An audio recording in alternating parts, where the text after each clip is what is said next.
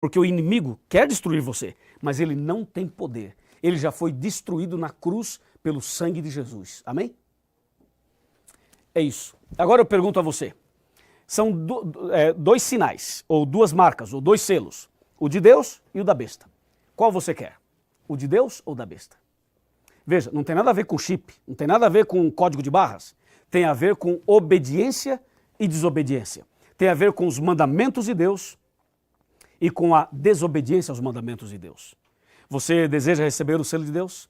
Você quer abrir o coração para Jesus hoje e dizer o seguinte: Senhor Jesus, eu quero receber o teu selo, eu quero receber a tua marca, eu quero, Senhor, pertencer ao teu povo, eu quero realmente hoje fazer uma decisão sincera na minha vida. Enquanto isso, aparece um outro anjo com o selo de Deus para selar as pessoas na testa. Então Deus, ele protege a humanidade, ele segura os ventos para dar tempo para que mais pessoas sejam seladas com o selo de Deus. E aí vem a pergunta, quer dizer que se a pessoa não tem o selo de Deus, ela não pode ser salva? É isso mesmo. A pessoa que não tem o selo de Deus, logicamente, não poderá ser salva.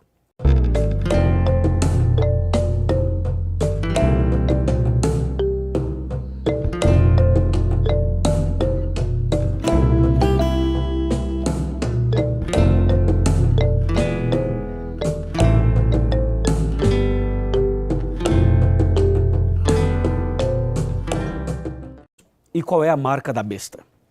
Eu chamo a sua atenção para alguns textos da Bíblia. O primeiro texto que eu gostaria de ler com você está no livro de Apocalipse, capítulo 7, versos 1, 2 e 3. Depois disto, vi 4 anjos em pé nos 4 cantos da terra, conservando seguros os 4 ventos da terra, para que nenhum vento soprasse sobre a terra, nem sobre o mar, nem sobre árvore alguma. Verso 2. Vi outro anjo que subia do nascente do sol, tendo o selo do Deus vivo. Atenção, o selo do Deus vivo. E clamou em grande voz aos 4 anjos, aqueles aos quais fora dado fazer dano à terra e ao mar, dizendo: não danifiqueis nem a terra, nem o mar, nem as árvores, até selarmos na fronte os servos do nosso Deus. Meu amigo e minha amiga, esse texto que eu acabei de ler fala de uma forma apocalíptica, uma grande verdade sobre o selo de Deus. Você viu que no verso 1 aparecem 4 anjos nos 4 cantos da terra. Como você sabe, a terra não é quadrada para ter 4 cantos. Então esses 4 cantos representam os 4 pontos cardeais, norte, sul, leste e oeste. E esses 4 anjos nos 4 pontos cardeais da terra representam o cuidado e a proteção de Deus para conosco. Você sabia que Deus estende as suas mãos sobre a terra e com a sua misericórdia protege e cuida de cada um de nós? É por isso que você e eu estamos vivos, pela misericórdia de Deus. E é por isso que ainda há vida nesse planeta, porque Deus continua segurando os ventos a fim de proteger a humanidade. Mas aí a gente para e pergunta, por que será que Deus estaria protegendo as pessoas? Será que as pessoas são muito boas, são muito fiéis, são santas? São tão santas que Deus olha para as pessoas e diz assim: que maravilha, essas pessoas são muito santas, eu vou protegê-las. Seria isso? Claro que não. Você vê, estamos agora num sábado à noite. E sábado à noite é um momento em que muitas pessoas cometem pecados horríveis. E você também sabe, você que mexe na internet, que as pessoas, através da internet, acabam cometendo terríveis pecados. Ou seja, o ser humano fuma, bebe, joga, mente, se envolve com prostituição, as pessoas têm ódio no coração, guarda mágoa, enfim, nós somos pecadores, você e eu, nós somos pecadores. E a verdade é o seguinte, todo ser humano é pecador. Uns pecam mais, outros pecam menos, mas todos nós somos pecadores. E diante dessa verdade, essa verdade bíblica, essa verdade que está diante dos nossos olhos, vem a pergunta, por que será que Deus protegeria uma humanidade tão pecaminosa, tão rebelde, tão transgressora? Claro, quando você vai para o versículo 2 de Apocalipse 7, você começa a entender. Aparece um outro anjo do nascente do sol e esse anjo vem trazendo consigo o selo do Deus vivo. E esse anjo que traz o selo, ele sobe e ele clama aos 4, ele grita para os 4. Ele diz assim, ei, você desse lado, e você também desse lado, e você desse lado, e você desse outro lado. Esse anjo clama aos 4. e diz assim: não solte os ventos ainda, porque eu preciso selar na fronte os servos do nosso Deus. Entendeu? Ou seja, Deus está segurando os ventos. E enquanto isso aparece um outro anjo com o selo de Deus para selar as pessoas na testa. Então Deus, ele protege a humanidade, ele segura os ventos para dar tempo para que mais pessoas sejam seladas com o selo de Deus. E aí vem a pergunta, quer dizer que se a pessoa não tem o selo de Deus, ela não pode ser salva? É isso mesmo. A pessoa que não tem o selo de Deus, logicamente, não poderá ser salva. Quer dizer, pastor Luiz, que somente falar eu aceito Jesus não é suficiente? Bom, vamos ver o que diz a Bíblia. Vamos para Evangelho de Mateus, capítulo 7, versículo 21. Esse é um verso muito importante, 7, 21. Está escrito assim, capítulo 7, exatamente, versículo 21. Nem todo aquele que me diz, Senhor, Senhor, entrará no reino dos céus, mas aquele que faz a vontade de meu Pai que estás nos céus. Ou seja, falar somente Senhor, Senhor, Jesus, Deus, Espírito Santo, amém, glória, aleluia, isso não é suficiente. Nem todo aquele que me diz Senhor, Senhor será salvo. É preciso fazer a vontade do Pai. E no fazer a vontade do Pai está incluso aí o selo de Deus. Mas vem uma pergunta, qual é o selo de Deus então? Onde está o selo de Deus? Em que parte da Bíblia está o selo? Eu quero esse selo, você também quer o selo? Quer ou não quer o selo? Vamos, internautas, ei, quer o selo de Deus ou não quer? Se você quer o selo de Deus, levanta a mão aí. Vai, levanta a mão. Ei, levanta a mão. Levantou? Então diga, repita comigo, diga, eu quero o selo de Deus. Amém? Parabéns. Bom, você quer o selo de Deus, eu também quero, mas a gente para e pergunta, qual é o selo de Deus? Onde está esse selo? Eu convido você a abrir a Bíblia comigo em Isaías, capítulo 8, verso 16, e eu vou lhe mostrar onde está o selo de Deus. Isaías, capítulo 8, verso 16. Assim está escrito, resguarda o testemunho, sela a lei no coração dos meus discípulos. Ouviu isso? Sela a lei, sela a lei, sela a lei. Ou seja, o selo de Deus está na lei de Deus. Na lei. E que lei é essa? É a lei dos 10 mandamentos. Ok? Quem escreveu os 10 mandamentos? Deus ou Moisés? De acordo com o Êxodo 31, verso 18, foi o próprio Deus quem escreveu os 10 mandamentos e o fez com seu próprio dedo em 2 tábuas de pedra. E Deus escreveu os 10 mandamentos 2 vezes. E agora vem uma questão interessante. Você crê que a Bíblia Sagrada é a palavra de Deus? Você aceita a Bíblia Sagrada como a palavra de Deus? Meus parabéns, eu também creio, eu também aceito. Agora, quem escreveu a Bíblia? Foi Deus quem escreveu a Bíblia? Não, não foi Deus. Quem escreveu a Bíblia foram homens inspirados pelo Espírito Santo de Deus. E claro, Deus dirigiu toda a escritura, toda a escrita desse sagrado livro. E nós sabemos que aqui está a palavra de Deus. Mas se você crê na Bíblia, que é a palavra de Deus, por que é que você não crê nos 10 mandamentos que foi o próprio Deus quem escreveu? Ou seja, a Bíblia toda foi inspirada por Deus, mas não foi Deus quem escreveu. Quem escreveu foi Isaías, Jeremias, João, Pedro, Tiago, ok? Eles escreveram a Bíblia. Mas os 10 mandamentos não foi Abraão, não foi Elias, não foi Isaac, nem Jacó, não foi Moisés, não foi nenhum profeta, nenhum patriarca. Os 10 mandamentos foram escritos pelo próprio Deus com o seu dedo em 2 tábuas de pedra. Sendo que na primeira ele escreveu 4 mandamentos e na outra escreveu 6. 4 e 6. Porque os 4 primeiros falam do nosso amor para com Deus e os 6 últimos do nosso amor para com o próximo. Então ficou claro a importância dos 10 mandamentos, a importância da lei de Deus. E o profeta Isaías falou para nós agora, no capítulo 8, verso 16, resguarda o testemunho e sela a lei no coração dos meus discípulos. Portanto, o selo de Deus está na lei de Deus. O selo de Deus está nos mandamentos de Deus. E como nós falamos com os jovens na primeira parte do programa, naquela parte do debate, de acordo com Esther, capítulo 3, verso 12, um selo, para ser selo, tem que ter 3 características. Tem que ter o nome, o cargo e o território. Assim acontecia com os reis no passado, e assim também acontece quando se trata do selo de Deus. Ou seja, o selo de Deus precisa ter o nome de Deus, precisa ter a função de Deus e o território que Deus domina.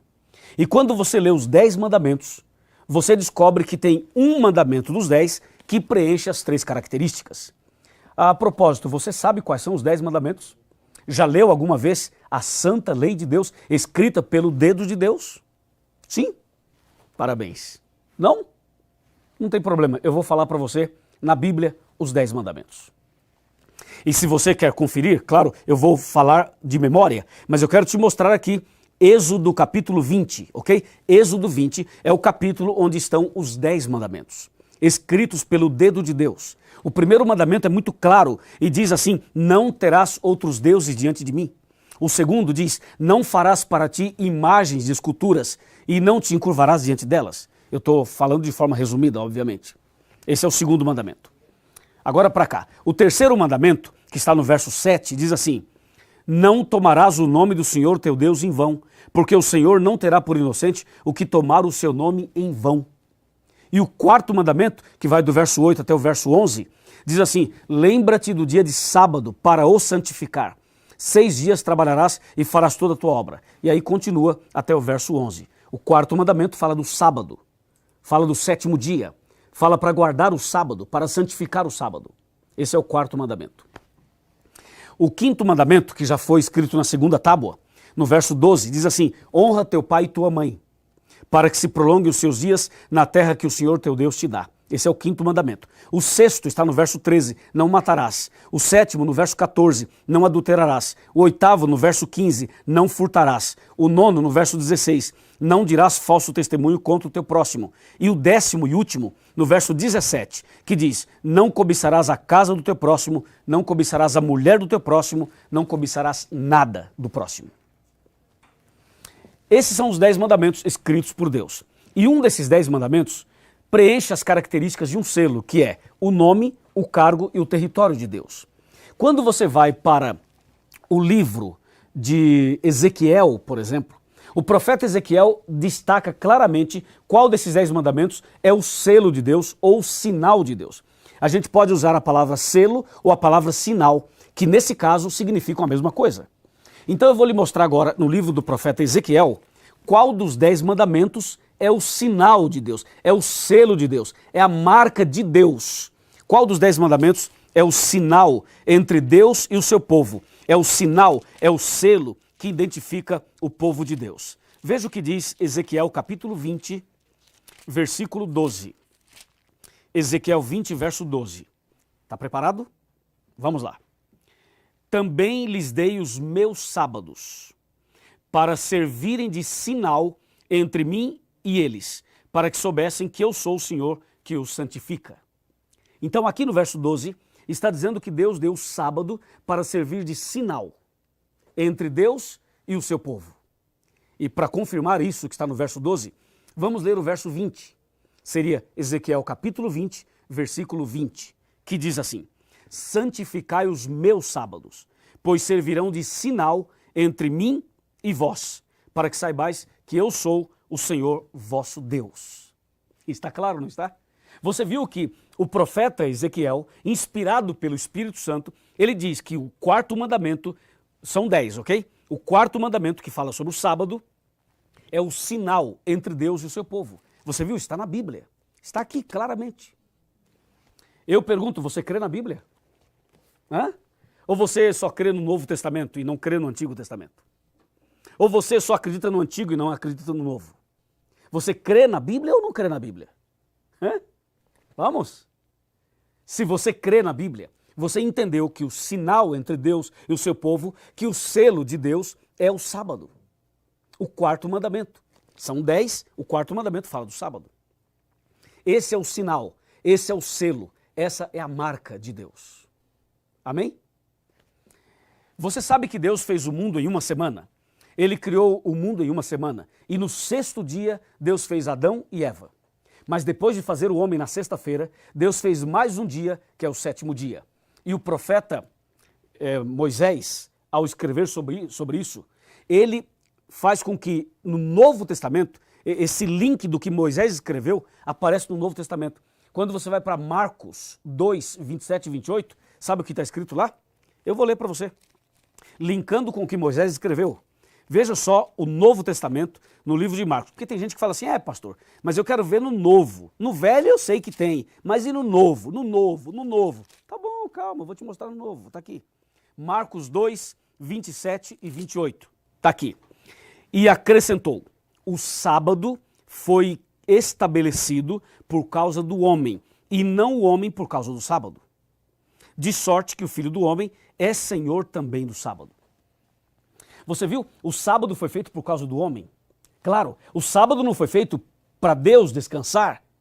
O sábado foi feito para nós descansarmos. É um presente de Deus. Deus criou o sétimo dia para ser uma bênção para o homem, porque Deus sabe que após uma semana de trabalho, o homem precisa de um dia para descansar. E esse dia que Deus reservou é um dia especial e é chamado na Bíblia de sinal. É um sinal, é um selo entre Deus e o seu povo. Você ainda quer o selo de Deus? Claro que sim. Eu quero esse selo na minha vida. Por isso que a Bíblia fala que o selo de Deus é colocado na testa. Testa é símbolo de razão, de entendimento. Você precisa entender esse assunto para aceitar. Você não deve aceitar só porque alguém falou, você precisa aceitar porque está na Bíblia. E você precisa entender isso e com a razão aceitar e guardar no seu coração. Mas tem que entender pela razão. Por isso que o selo de Deus é colocado na testa. A testa é símbolo de razão, de entendimento. Amém? E você poderia perguntar, pastor Luiz, mas Jesus guardava o sábado? Claro que guardava o sábado. Jesus guardava o sábado e a Bíblia fala disso muitas vezes. Eu vou mostrar um texto apenas no livro de Lucas para mostrar a você que Jesus guardava o sábado. Tá bem? Para você que de repente esteja aí questionando, será que guardava, não guardava e tal. Capítulo 4 de Lucas, verso 16. Indo para Nazaré, onde fora criado, entrou no sábado na sinagoga, segundo o seu costume, e levantou-se para ler. Ouviu isso? Segundo o seu costume. Então Jesus tinha por costume ir aos sábados à sinagoga. Jesus tinha por costume guardar o sábado. A Bíblia diz, era o seu costume. Jesus guardava o sábado, era o seu costume. Aliás, Jesus era judeu. E então, meu amigo, se Jesus guardava o sábado, e se eu sigo a Jesus, eu devo guardar o sábado. Amém? Porque o sábado é o selo de Deus. É o sinal entre Deus e o seu povo. Louvado seja Deus por isso. E agora você pergunta, pastor, tá bom, o sábado é o selo de Deus. E a marca da besta, qual que é? Bom, vamos abrir a Bíblia então em Apocalipse 13. Veja só, aqui no Contagem Regressiva, nós estamos lidando com internautas. E internauta é gente inteligente, é gente que pensa rápido, é no clique, não é assim? Clicou, já foi. E se é lento demais, a gente já muda o negócio. Nós queremos tudo rápido. Então a resposta também aqui é rápida, direta, objetiva, mas com respeito a você, que é uma ovelhinha querida de Jesus, tá bem? Veja só, Apocalipse 13 fala de duas bestas, sabia, né? Do verso 1 até o verso 10, fala da primeira besta que sobe do mar, que tem 7 cabeças, 10 chifres e tal. A segunda besta se levanta da terra e tem a aparência de cordeiro e fala como dragão. Agora, note só o que está escrito no capítulo 13, versículo 15 e versículo 16. Apocalipse 13, versos 15 e 16. E foi-lhe dado comunicar fôlego à imagem da besta, para que não só a imagem falasse, como ainda fizesse morrer quantos não adorassem a imagem da besta. A todos, os pequenos e os grandes, os ricos e os pobres, os livres e os escravos, faz que lhes seja dada certa marca sobre a mão direita ou sobre a fronte. E aí vem o verso 17. Para que ninguém possa comprar ou vender, senão aquele que tem a marca, o nome da besta ou o número do seu nome. Ok, então a marca da besta, ela pode ser colocada na mão direita ou na testa. Ao passo que o sinal, o selo de Deus, é colocado só na testa. O da besta pode ser na testa ou na mão direita. Lembre-se que testa simboliza razão, entendimento, inteligência. E mão simboliza labor, trabalho, atividades. Ok? Portanto, amigos, de acordo com a própria profecia, em Daniel 7, 25 e Daniel 8, 12, está escrito claramente o seguinte, que um dia Satanás levantaria um poder e esse poder mudaria a lei de Deus, ou tentaria mudar a lei de Deus. Você já leu isso? Daniel 7, 25, vou ler para você. Olha só, proferirá palavras contra o Altíssimo, magoará os santos do Altíssimo e cuidará em mudar os tempos e a lei. Ouviu? Os tempos e a lei. Ou seja, há uma profecia de que alguém mexeria na lei de Deus, alguém mudaria a lei de Deus. E se mudaria a lei de Deus, consequentemente iria mexer no selo de Deus. E quem é que mexeria na lei de Deus? É, obviamente, Satanás. E Satanás usaria um poder. E esse poder que Satanás usaria é o que a Bíblia chama de besta. A besta do Apocalipse. Que de besta não tem nada. Deu para você entender o que eu falei, né?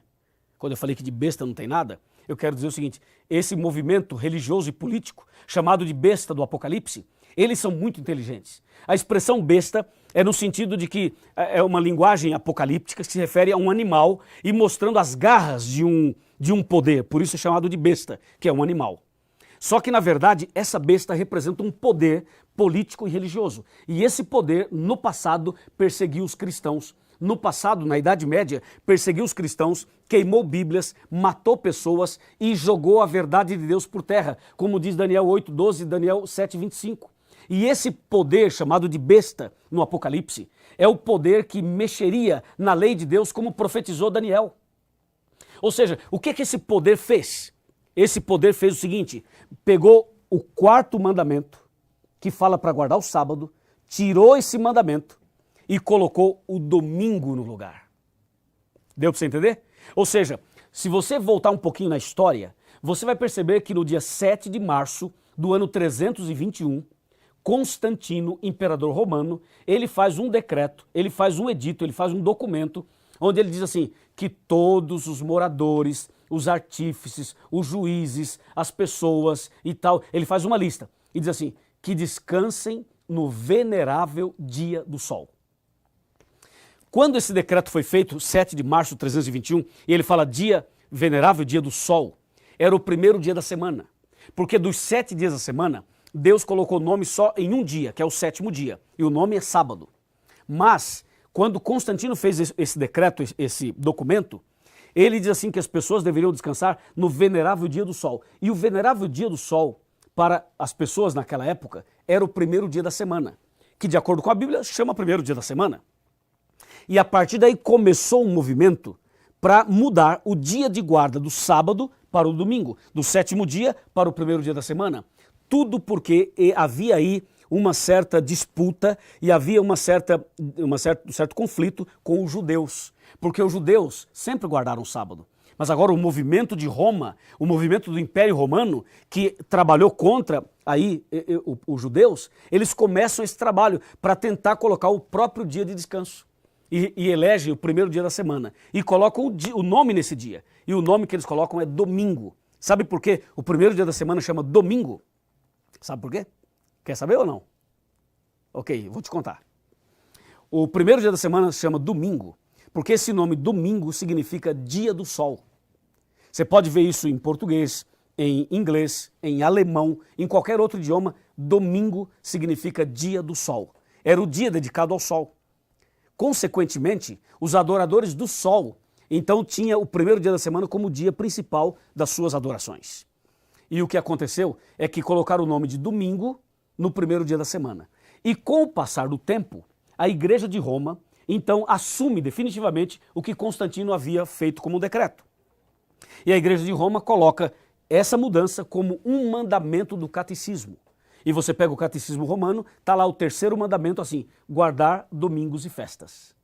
E aquilo que era um documento, um decreto, passa a ser agora um mandamento, cumprindo o que está em Daniel 7:25, mudando a lei de Deus, os tempos e a lei, mudando a verdade em mentira.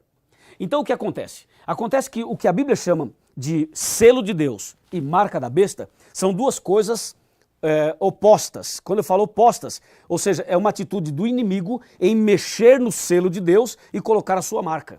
É mais ou menos assim, imagina um cheque, sabe esse negócio de cheque? Hoje não se usa muito cheque, né? Mas você sabe o que é um cheque, ok? A pessoa tem conta no banco, tem lá um talão de cheque, ela emite um valor, tipo R$1.000, e ela assina o cheque. É como se alguém fosse lá e falsificasse a sua assinatura. Entendeu? O selo de Deus é a assinatura de Deus, é o sábado, é a assinatura de Deus, é a marca entre Deus e o seu povo. Mas o inimigo trabalhou para tirar o selo de Deus e para divulgar por aí o seguinte: não, o sábado foi abolido, o sábado foi abolido, o sábado foi abolido, para tentar tirar o que é o selo de Deus e colocar uma outra marca no lugar. Só que essa outra marca, que é o domingo que eles colocaram no lugar do sábado, passou a ser a marca da rebeldia, a marca da transgressão, a marca da apostasia, passou a ser a marca de um movimento que se opôs a Deus, de um movimento que se coloca no lugar de Deus, como diz 2 Tessalonicenses, capítulo 2, versos 3, 4 e 5. É forte isso, não é? Claro que é forte.